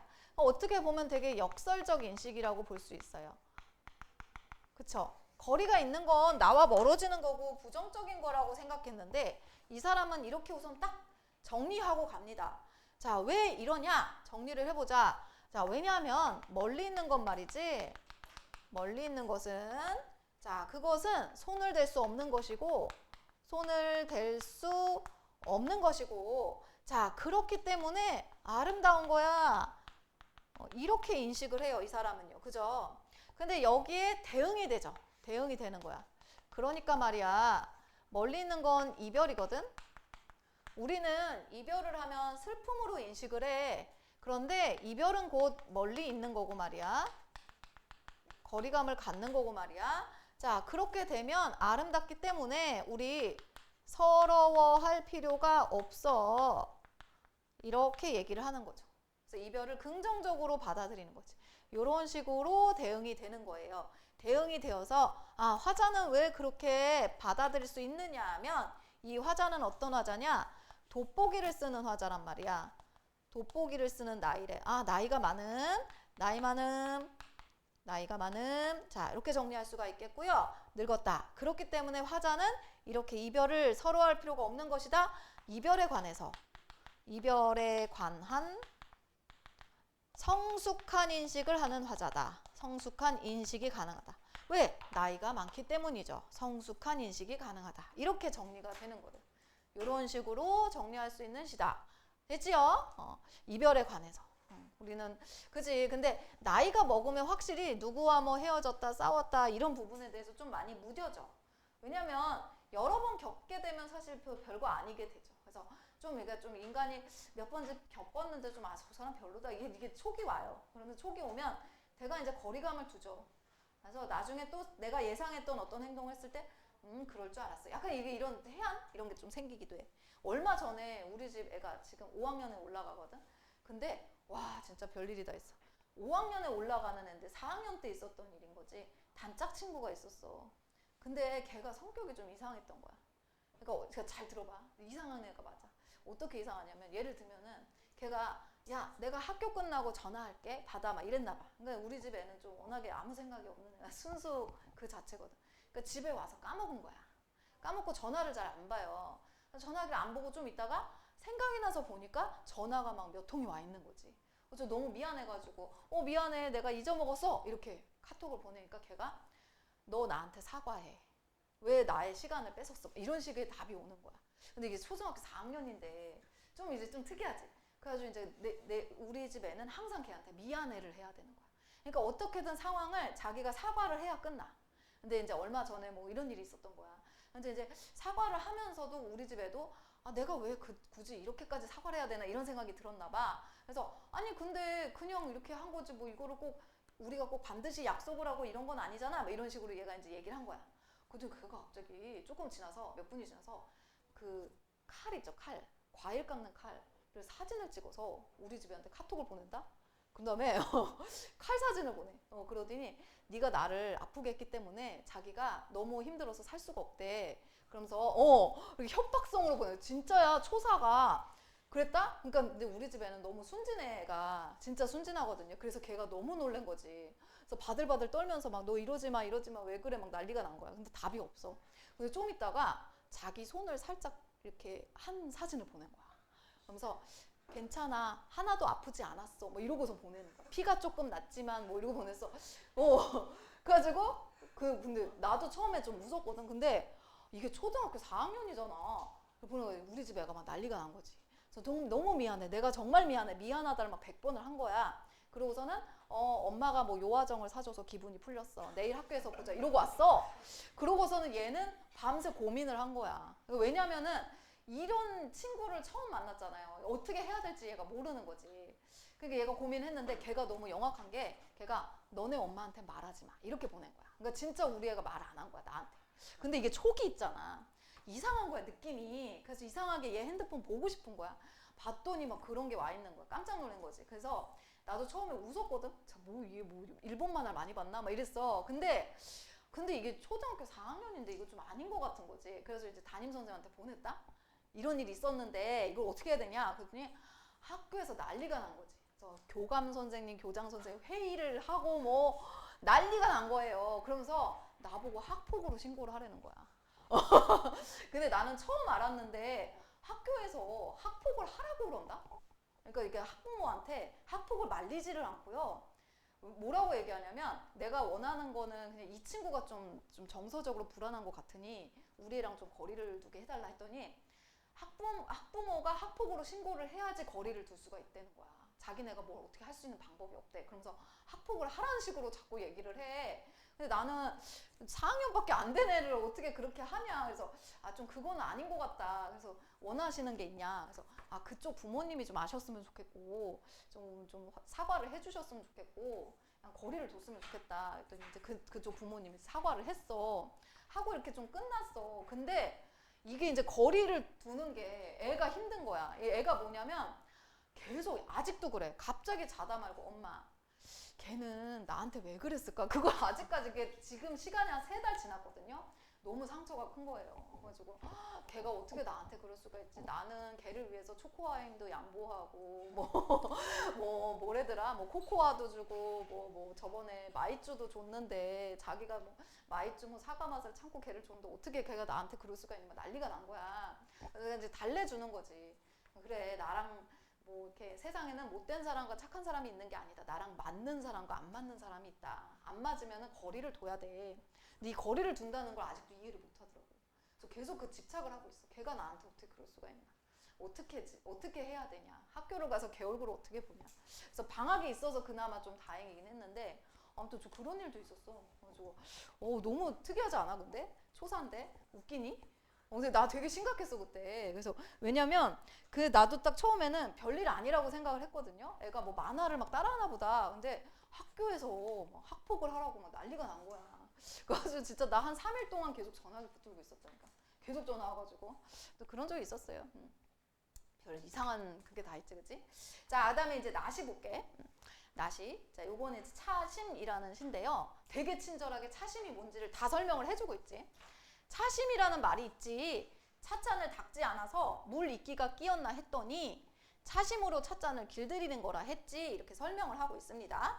자, 우선은 이건 무슨 사람이 약간 그냥 있는 그대로 말하는 느낌이 강하죠. 이런 거를 이제 우리가 구어체 표현이라고 하죠. 구어체 표현. 그러니까 그대로 그 사람 말을 그대로 따다 붙인 느낌이죠. 그러면서 여기 이런 것들, 잠금이 생겨요. 이런 식으로 누군가가 이제 그대로 전달하는 느낌이 좀 강하지. 대화하는 어조, 말을 건네는 어조는 확실하죠. 말을 건네는 어조다. 이렇게 볼 수 있고, 찻잔을 닦지 않아서 물이끼가 끼었나 했대. 그러니까 나는 차심에 대해서 처음에 오해를 한 거야. 물이끼라고 오해를 한 거야. 그치? 그러니까 약간 이거 내가 이 대상을 부정적으로 인식을 한 거죠. 처음에는 부정적 인식을 했어. 근데 알게 된 거야. 그게 아니래. 그게 아니라 차심으로 찻잔을 길들이는 건데 그게 어떻게 만들어지는 거냐면 하고 이렇게 쭉 설명을 하고 있습니다. C까지가 내용이 차심이 만들어지는 과정을 설명하는 거야. 만들어지는 과정을 설명한 거야.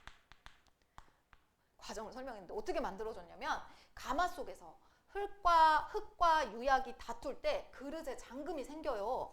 얘네가 다툰데 의인화지? 의인법이네? 그릇에 잠금이 생깁니다. 자, 그랬는데 뜨거운 찬물이 금속을 파고 들어가서 그릇의 색이 점점 바뀌는 겁니다. 그래서 이 차심 박힌 그릇의 금은 병균도 막아주고 그릇을 더 단단하게 조여준대요. 그러니까 뭔가 얘 긍정적인 기능을 하네요. 긍정적인 기능을 어떻게 하고 있어요? 열거하고 있어요.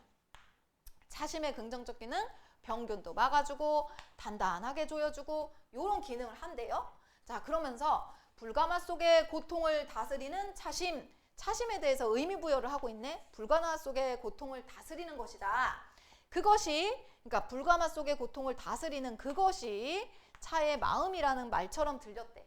그러니까 차심이라는 게 차의 심지다, 찻잔의 심지다 이런 뜻인데 내 귀에는 심자가 마음 심자로 연상이 되어가지고, 그죠?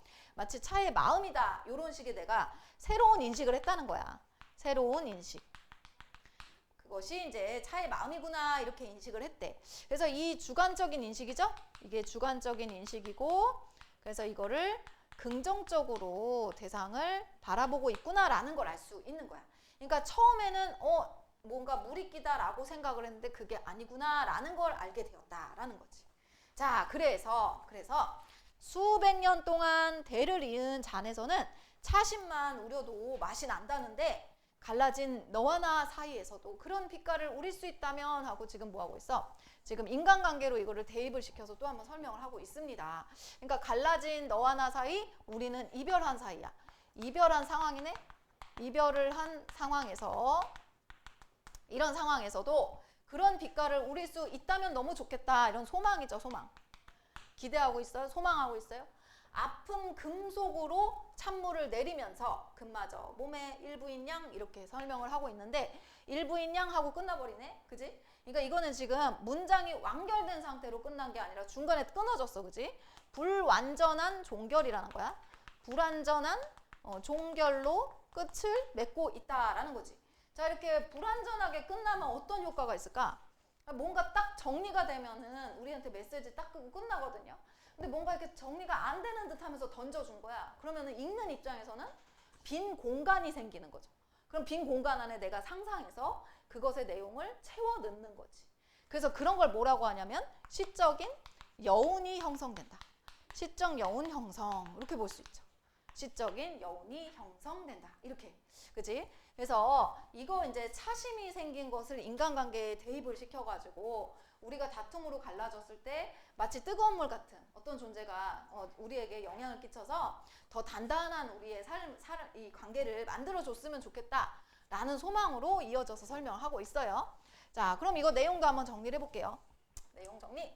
자, 우선은 뭐 찻잔에다가 찻잔을, 자, 여기 이제 차심이 이렇게 생겼다. 이렇게 생각을 해봐. 잠금이 생겼습니다. 우선 잠금이 생겼는데 여기에다가 뜨거운 물을 콸콸콸 붓는 순간에 뭐가 돼요? 이게 차심이 된답니다. 이게 이제 차심이 돼요. 근데 이 차심은 어떤 기능을 하느냐? 병균을 막는데, 병균을 막는다. 그리고 이 차심으로 인해서 더 단단해진대요. 단단하게 된대요. 자, 그럼 이렇게 되는 거는 이게 굉장히 긍정적인 기능이고 긍정적인 어떤 속성이고 그렇겠죠. 차심에. 그죠? 자, 그래서 이렇게 차심에 대해서 설명을 하면서 여기에서 이제 연결을 해서 나와 너 사이도 지금 갈라졌대. 나하고 너 사이도 갈라졌는데요. 자, 여기 갈라진 틈 사이로 무언가 찬물 같은 게 좀 들어가서 우리 사이가 단단해졌으면 좋겠어. 이렇게 끝나고 있거든. 갈라진 틈 사이로 이렇게 뜨거운 물과 같은 뭔가 찬물이 들어가가지고요. 찬물이 들어가서 우리만의 빛깔로 차심이 형성이 되었으면 좋겠네. 우리만의 빛깔로, 우리만의 빛깔로 이러한 차심이 형성이 되어가지고 우리의 관계가 더욱더 긍정적인 관계로 발전이 되었으면 좋겠다. 이렇게 인간관계로 소망을 하고 있다. 그지? 다툰 관계에서. 그죠? 요러한 작품이다. 요런 식으로 우리 정리할 수 있습니다. 자, 그러면 문제를 봤으니까 한번 같이 보도록 하자. 가와 나의 공통점으로 적절한 것을 냈어.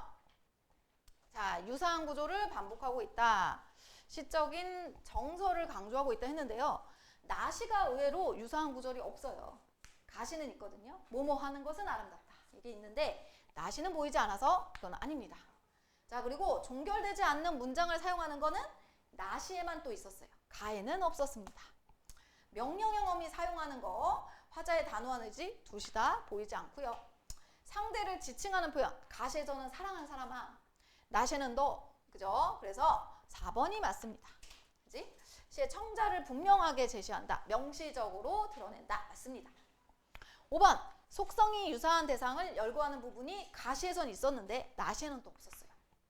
공통점이라 볼 수 없다. 2번으로 넘어갈게. 2번. 기억에서 미음에 대한 설명 적절하지 않은 것은 했습니다. 자, 기억은 뭐였나요? 기억은 무지개나 했습니다. 무지개는 뭐였죠? 무지개, 별, 뭐 벼랑에 피는 꽃 다 어떤 존재? 멀리 있는 대상이지. 가까이 두고자 하는 대상이요? 아니지. 1번부터 답이네. 1, 끝. 됐어요. 자, 2번을 보자. 돋보기 뭐예요? 아, 나이 들었구나. 알 수 있지요? 무리끼는 뭐예요? 처음에 차심에 대해서 잘못 인식한 거. 그리고 리을은 뭐지? 가치의 변화. 그러니까 뜨거운 물, 찬물을 착착착 부으면 어떻게 돼요? 잠금이 차심이 된다. 맞지요? 자, 그리고 미음은 뭐예요? 차의 마음이다. 대상을 통해서 차심을 마음심으로 다르게 인식을 하게 되었다. 이딴 소리지? 자, 3번으로 넘어갈게. 3번. A에서 E에 대한 이해 적절하지 않은 것은 했어요. 자, C, 이게 답이 4번이거든요. 자, C가 무슨 부분이냐면 차심의 긍정적인 기능을 쭉쭉 열거를 했고, 그래서 내가 뒤에서는 아, 차심이란 게 차의 마음으로 내가 인식을 했어. 이렇게 되는 부분이었단 말이야. 그치? 자, 그래서 이 C에서 제시된 대상이 뒤에서 다른 대상으로 확장되고 있다라고 했는데, 이게 다른 대상이 사람과 사람 간의 관계였잖아. 그거는 D부분이 아니라요. 이 부분이었거든요. 그래서 요게 틀린겨. 자, 이게 이 부분입니다. 그래서 4번이 답이다. 나머지는 맞습니다. 자, 그리고 보기 박스 나와 있는 4번이요. 아까 보기 박스는 읽어봤고. 자, 4번에서 보면은 이제 답은 4번인데요. 자, 불가마 속의 고통으로 생긴 잠금인 차심이 했어. 아, 이게 지금 좀 헷갈릴 수 있었어요. 근데 이제 디테일하게 가보면 불가마 속의 고통으로 차심이 생긴 게 아니고요. 잔금이 불가마 속에 고통으로 생겼죠? 거기다 뜨거운 물을 부었을 때 차심이 됩니다. 뜨거운 물을 부었을 때 차심이 되지 잔금이 곧 차심이다 이건 아니라는 거죠. 그죠? 그래서 답이 4번이야. 조금 치사한 문제네. 그게 그거긴 한데, 그지? 그래서 답이 4번이다 이렇게 됩니다. 그리고 3번 선지에서 보면 손에 닿을 수 없는 이유가 아름다운 이유가 되는 것, 역설적인 거 맞죠? 손에 닿을 수 없는 거, 거리감이 생긴 거, 이게 어떻게 아름다워요? 이렇게 가니까 일반적인 생각에서는 좀 맞지 않는 역설적인 인식이다. 이렇게 볼 수 있습니다. 오케이? 됐지요? 자, 그리고요, 이제 남은 시간에 뭐를 하냐면, 인문, 우리, 여기가 어디냐, 우리 숙제로 한 것 중에 인문 1부분이 있어. 지금 아까 숙제 나눠줬지? 독서 2차 주간지였나? 1차 주간지였나? 한번 인문 1을 한번 볼까요? 2차 주간지요. 아, 근데 그거 뭐 우리 다 봤으니까, 아, 인문이 아니라 사회구나. 미안해. 아, 그거 볼 필요 없고요. 내가 나눠준 프린트 있는데 프린트 봅시다. 요걸로 다 나와 있거든. 내가 이렇게 정리를 했으니까 요거 보시면 되고요. 이거 프린트 안 받은 사람. 안 받았어? 맞아. 안 받았니? 받았어? 다 받았죠? 내가 책상 위에 다 놨거든. 접어서 보면 됩니다. 자, 리더십 이론인데, 자, 요거는 풀기가 어렵지 않았어, 그치? 정리만 하면 되는 지문이어가지고 그렇게 복잡하진 않았습니다. 이 정도는 좀 풀어야 되겠지? 자, 리더가 목표 달성을 위해서 구성원을 이끌고 영향력을 미치는 조직의 핵심 인물을 리더라고 하는데, 그래서 이 리더십에 대해서 연구를 한 학자가 많았다는 거지. 자, 그래서 피들러라는 사람이 우선 리더를 업무의 목표 달성을 중시하는 업무 지향적 스타일, 그리고 구성원들 간의 관계를 중시하는 관계 지향적 스타일, 이렇게 두 가지로 나눴다는 거야. 그러니까 업무 지향적 스타일은 뭐야? 실적 이런 사람들. 너는 이거를 해야 돼. 이런 거. 그리고 관계 지향은 뭐야? 아, 오늘 회식 이런 사람들 있잖아. 무조건 회식 이런 사람들. 자, 리더가 자신의 집단에 영향을 미치는 정도를 나타내는 상황의 호의성이란 게 있어요. 자, 이게 구성원들 간의 관계나 업무 구조나 뭐 리더의 권한 이런 식의 변수로 결정이 된다고 합니다. 그러니까 상황의 호의성을 결정하는 세 가지 변수가 곧 요 세 가지라는 거죠. 그래서 리더와 구성원들이 서로 믿고 존중을 하고, 혹은 업무가 명확하고 구조화되어 있을수록 뭐 채용과 승진에 대한 리더의 공식적 권한이 클수록 상황의 호의성은 높습니다. 이런 것 좀 주목해야 돼요. 왜냐면 우리 비문학을 읽을 때 이런 거 문제로 굉장히 많이 나올 수 있는 부분, 이게 지금 관계가 보면 이런 변수들 있죠. 이 변수들이 좀 더 높으면 상황의 호의성이 높다. 그러니까 상황의 호의성과 변수들과의 관계는 비례관계라는 거지. 이걸 잘 체크를 했어야 돼. 우리 문제 풀어봐서 알겠지만 그거를 비틀어서 낸 문제가 있어요. 뭐가 높아지면 뭐도 높아진다. 이거를 뭐가 높아지면 뭐가 낮아진다. 이런 식으로 바꿔서 내는 거는 아주 일반적인 문제 유형이야. 알았지? 그래서 여기에서 체크를 하고 갔어야 되고, 반대의 경우 얘네들이 낮으면 호의성이 낮다. 이렇게 보는 거. 비례관계니까. 그래서 이 호의성에 따라서 리더십 종류는 다르다. 그래서 호의성이 낮거나 아니면 아주 높을 때, 그럴 땐 차라리 일을 시키는 리더가 좋아요. 일 시키는 리더가 좋고요. 애매할 때 있죠. 중간 정도일 때는 관계 지향적 리더. 그러니까 으쌰으쌰 우쭈쭈 해줘야 돼요. 힘들어야 할 때 힘들지 열심히 해보자, 우리 파이팅 해보자, 이런 리더가 필요한 집단이 있고요. 어떤 집단은 그런 말 하는 거 별로 안 좋아하는 집단도 있어요. 알아서 잘하기 때문에. 알아서 잘하기 때문에 그런 말을 하는 것보다 그냥 일 시키고 오케이 하고 넘겨주는 그런 사람이 더 나을 수도 있다. 이런 얘기야. 그래서 리더십은 능력이 아니고 적합성이다. 이게 피들러의 관점을 얘기한 건데요. 이거 문단이 이렇게 있었고 정리를 한번 해봤어요. 피들러는 리더십을 두 가지의 종류로 이제 파악을 한 거야. 업무지향적, 관계지향적. 업무지향적 리더는 목표를 달성하는 걸 목적으로 두고요. 관계지향적 리더는 구성원의 소통을 중시한다. 그래서 상황의 호의성이라는 것은 관계나 업무 구조나 권한 이러한 변수로 결정이 된대. 그리고 얘네들의 관계는 비례관계라 그랬어. 그래서 이 호의성이 높을 때는 업무지향적 리더, 호의성이 낮을 때도 업무지향적 리더가 좋고, 이게 애매한 상황이면은 관계지향적 리더가 좋다. 이렇게 얘기를 하는 거지. 우리 문제 1번에서 그걸 비튼 선지가 나왔어요. 1번을 보면 업무의 구조화는 어디에 들어가? 업무 구조, 상황 호의성의 변수란 말이야. 그치? 자, 얘가 명확해. 얘가 높단 소리예요. 자, 그럼 상황의 호의성은 낮아요? 아니지, 높죠. 비례 관계니까. 그런데 이제 비례와 반비례 관계를 뒤집어서 이런 식으로 출제를 한다는 거 체크하면 되겠고, 그리고 밑줄 친 적합성의 의미는 상황의 특성에 따라 그에 맞는 리더십을 가진 리더가 필요하다. 이런 상황에 따라서 달라질 수 있다. 이런 이야기를 하고 있고요. 그리고 3번에서 그래프 문제로 꽤 복잡해 보였지만 사실 되게 단순한 문제였어. 업무지향적 리더는 상황의 호의성이 아주 높거나 아주 낮을 때. 그죠? 그러면 업무지향적 리더가 A란 말이야. A가 상황의 호의성이 높거나 낮을 때 A가 높은 점을 찍으면 되겠고, 그리고 B는 관계지향, 얘는 B인데 중간일 때 높은 점 찍으면 돼요. 그래서 3번의 그래프가 맞다. 이렇게 확인하면 되겠지. 자, 두 번째 문단 넘어가 보면, 자, 리더의 스타일 고정적으로 너무 인식한 거 아니냐 이렇게 비판했고, 그래서 허쉬와 블렌차드라는 사람이 구성원에 따라서, 구성원의 어떤 속성에 따라서 리더십이 좀 바뀌어줘야 돼. 그것이 이제 상황적 리더십 이론입니다. 그래서 우선은 구성원을 성숙도에 따라서 구분을 했어요. 업무 성숙도는 뭐냐면 일을 잘하는 애들을 얘기하는 거야.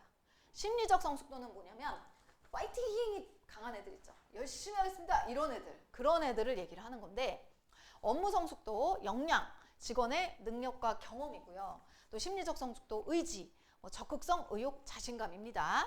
그래서 리더가 구성원에게 구체적 지시를 내리고 감독하는 과업행동, 그리고 인간적 관계, 동기부여, 관계행동, 이런 것이 요 4가지에 따라서 결정이 된대. 우선 첫 번째, 구성원의 역량과 의지가 낮을 때, 이거는 뭘까요? 일을 못해. 일을 못하면서 의지도 없어. 의지도 없어. 이런 사람들은요, 제일 좋은 게 뭐야? 너는 이거를 해! 라고 명확하게 지시해 주는 게 제일 좋아요. 그런 사람들. 내가 그런 사람들을 많이 만나봐서 알거든요. 으쌰으쌰 아무리 해도 안 돼. 아무리 해도 안 돼요. 그러니까 차라리 아주 정확하게 지시하는 게 제일 좋아. 그러니까 뭉뚱그려서 그거를 좀 해주시면 좋아요. 이렇게 하면 절대 안 해. 그런 사람들. 의지가 없어서. 시키는 것만 해요. 그리고 애초에 머릿속에 시키는 것만 하고 시간 되면 가자가 머릿속에 딱 박혀져 있어. 그런 사람들은 정확하게 시키는 걸 지시하는 게 제일 좋아. 그래서 이 사람은 지시형 리더십이 좋다라는 거야. 근데 이런 경우도 있죠. 으쌰으쌰는 굉장히 있어. 열심히 하겠습니다. 근데 맨날 막 그릇 깨고 막 다 서류 다 날리고 막 이런 사람도 있어요. 일을 못 해요. 일은 못 하는데 뭔가 이제 의지만 높아. 그래서 이런 사람들은 뭐가 좋냐면 잘하고 있어. 잘하고 있어. 이걸 해줘야 돼. 우쭈쭈 해줘야 돼. 해주면서 근데 말이야 이거 할 때는 요렇게 해봐 하고 정확하게 안내를 해주는 게 좋아. 알았지? 그러니까 그런 사람들은 모두 높게 하는 거야. 과업 행동도 높게 하고 또 우쭈쭈도 잘해줘야 돼. 그래서 명확한 지시를 내려주는 게 코치형 리더십이다. 그리고 또 역량만 높을 때가 있어. 이건 뭐냐? 일을 너무 잘해. 근데 의지는 없어. 그래서 그런 사람들은 너무 잘하니까 할 말이 없어요. 근데 자기 할 일 딱 하고 가버려. 그래서 이런 사람들한테 뭐가 좋아요? 아, 우리 오늘 좀 회식 좀 할까요? 그러니까 너무너무 잘하고 있어요. 그래서 친해지는 자리를 계속 만들어주는 거야. 그래서 의지를 돋궈줘야 돼. 그래서 공동으로 의사결정을 하고 동기를 부여하는 지원형 리더십. 그리고 역량과 의지가 모두 높은 게 바로 일도 너무 잘하고 으쌰으쌰도 잘 되는 집단이죠. 그럴 때는 리더가 너무 개입하면 오히려 안 좋아요. 리더가 어떻게 해야 돼? 놔야 돼요, 손을. 약간 놔야 돼. 알아서 잘하니까 뭐 믿고 맡깁니다. 이러면 더 잘해. 그렇지 않겠어? 그래서 이런 거는 위명 리더십. 이런 게 좋다라는 거지. 그래서 이제 유연성이란 건 그러니까 구성원이 어떤가에 따라서 이 리더가 이런 방식과 저런 방식 다 쓸 수 있다. 이 소리를 얘기를 하는 거야. 그래서 허쉬와 블렌차드 이론을 이렇게 정리를 했어요. 그지? 그래서 역량이 높은 거, 의지가 높은 거 이런 식으로 4가지로 구분될 수 있다라는 거고, 유연성이란 단어의 뜻이 상황의 변화, 그러니까 구성원의 성숙도에 따라서 리더가 스타일을 바꿀 수 있다라는 의미. 이렇게 볼 수가 있어. 자, 그 다음 문단 볼게. 자, 리더십을 구성원의 욕구를 만족시킨 것이다. 이렇게 등장한 이론이 뭐냐면 바스 이런 애들인데, 얘는 뭐냐면 기존을 너무 그러니까 리더랑 구성원 간의 거래로만 너무 본다는 거야. 그게 다가 아니야. 이렇게 보는 거지. 뭐냐면 사람들은 자기가 하고자 하는 의지 이런 걸로 일을 하는 사람들이 오히려 더 많아. 뭔가 정해진 월급 때문에 일을 하고 이런 사람들보다는 내가 여기서 꿈을 이루고 싶다. 뭔가 이런 식의 어떤 그런 거를 하려는 사람들이 많기 때문에 너무 이런 거를 보상, 처벌 이쪽으로 가는 건 옳지 않아. 이렇게 보는 사람이 반스라는 사람이야. 그래서 이 사람은 뭐라고 얘기했냐. 기존의 그 리더십 이론이란 게 너무 보상, 처벌에만 이렇게 초점이 맞춰져 있어. 그리고 안정적인 것만 너무 지향을 해. 진정한 리더는 뭔가 구성원들이 하고자 하는 의욕도 생기게끔 해주고, 그리고 뭔가 창의적인 부분을 좀 자극해주고, 그치? 이런 변혁적인 리더십이 필요해. 이렇게 얘기를 한 거야. 그래서 이 변혁적 리더십을 가진 사람은 공동의 목표를 추구하고 멘토가 돼야 돼. 그래서 영감을 불러일으키는 거야. 그래서 그 사람에게 조언을 하고, 그래서 가치관도 변화시키고, 이게 진정한 리더 아니겠어? 이렇게 얘기를 하는 거야. 그러다 보면 리더와 구성원이 서로 상호 변화적으로 관계를 맺을 수 있다. 이런 식으로 얘기를 하는 거죠. 알겠지? 자, 그랬는데 이제 번스 같은 경우는 기존의 거는 별로야. 그래서 변혁적 리더십이 좋아. 이렇게 얘기를 했다면 바스의 특징은 뭐냐면 아, 번스야. 변혁적 리더십 물론 좋은데 기존의 거래적인 리더십 요것도 괜찮거든. 그래서 이걸 둘이 같이 하면 좀 더 성과가 좋아. 이렇게 얘기한 게 바스의 특징이다. 이렇게 보면 됩니다. 자, 그래서 이런 과정에서 또 다른 사람이 등장을 하죠. 자, 그래서 동기부여가 리더십의 핵심 요소다. 이렇게 자리를 잡게 됐어요. 그래서 로크라는 사람은 뭐라고 얘기하냐면 사람들이 좀 목표가 정확해야 된다는 거야. 목표를 정확하게 제시를 해주는 거야. 그리고 이게 약간 어려울 때 효과가 있대. 뭔 소리야? 우리 게임할 때도요. 너무 어려운 게임은 하기 싫죠. 오히려. 어차피 안 되니까.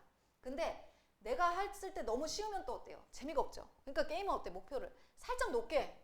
아, 저거 조금 하면 넘을 수 있을 것 같은데 이런 목표를 제시해 주는 게 좋대요. 그래서 약간 어려울 때 좋다고 합니다. 그치? 그리고 이걸 공개적으로 했을 때 좀 더 효과가 있다는 거야. 우리 회사에서 이거 목표 달성, 이거 목표를 딱 제시를 해주고 이거를 처음으로 달성해 주는 분한테 내가 뭐 선물을 주겠습니다. 이러면 더욱더 우와 한다는 거지.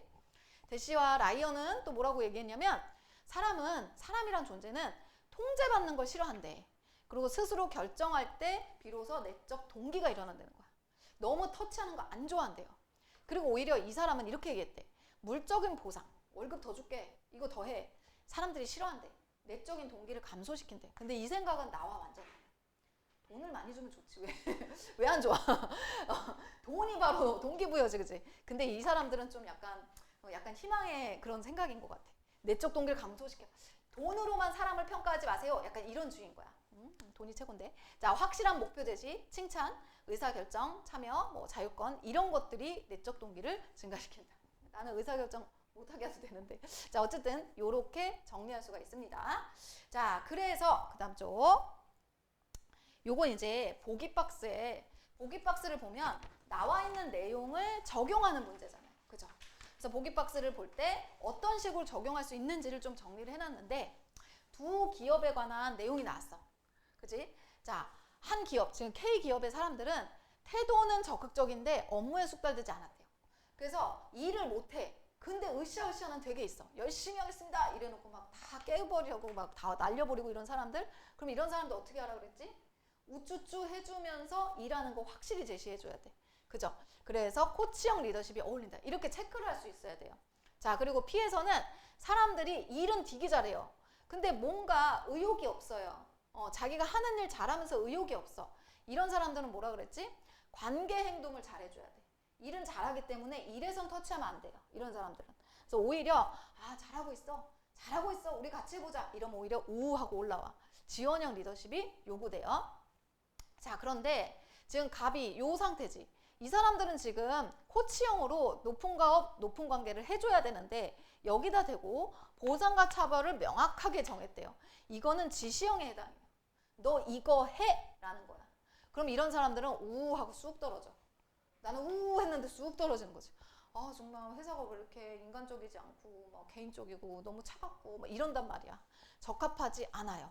그런데 이쪽은 이제 적극적으로 참여할 수 있게 적합하게 한 거예요. 그렇기 때문에 K의 구성원들은 목표를 달성하지 못한 거고 지금 여기에는 달성하였다. 이렇게 되는 거죠. 알겠지? 이렇게 내용 확인해 보고 문제를 보면은 3번에 보면 이 대시아 라이언이 목표 달성한 이유를 을이 구성원에게 제공한 보상 때문이다 이렇게 얘기했는데 아까 대시아 라이언은 어떤 사람들? 보상을 하면 오히려 동기가 줄어든다고 얘기한 사람들이잖아. 그러니까 물적 보상으로는 동기가 줄어드니까 이걸로만 너무 이렇게 하려고 하면 안 돼 이렇게 얘기를 했어. 그래서 세부 내용과 불일치시킨 문제 유형이다라는 거죠. 이렇게 체크할 수가 있고요. 밑에는 요걸 붙여놨는데 이게 뭐냐면 우리 사용 설명서를 항상 복사해서 이렇게 주잖아. 그치 얘들아? 요게 사용 설명서예요. 이 수능 특강이 나오잖아. 수능 특강 문제만 있잖아요. 요거는 이제 수능 특강에 대한 사용 설명서, 일종의 교사용 지도서 같은 거라고 생각하면 되고 혼자 공부하기 좋게 주석이 달려져 있는데 학원에서 제공을 하니까 굳이 여러분들 이렇게 따로 안 사도 돼요. 근데 수능 특강 요게 독서 사용 설명서야. 근데 보면은 여기에 지문이 설명이 되어 있고 얘들아 지문 설명 뒤에는 뭐가 꼭 있냐면 선생님의 만점 구조도라는 게 있어요. 여기에 빈칸을 이렇게 제시를 해놓은 거지. 그래서 여러분이 이거를 꼭 읽어보고 문제를 우선 풀고 오답 정리를 한 후에 요 주간지를 읽어보고 요 만점 구조도의 빈칸을 채워보는 거지. 그렇게 하면 지문에 대한 이해가 좀 더 꼼꼼하고 완벽하게 된다. 그래서 요거를 이렇게 붙여 놓은 거거든, 얘들아. 알았지? 요게 중요하다는 거 얘기하려고. 자, 됐죠? 그래서 다음 주에도 3주차에 관한 또 주간지 나가니까 이 수능 특강 요거 사용 설명서 나가니까 또 읽어보면 돼요. 자, 오늘 수업은 요 정도로 마무리하고 다음 시간에 또 이어서 할게.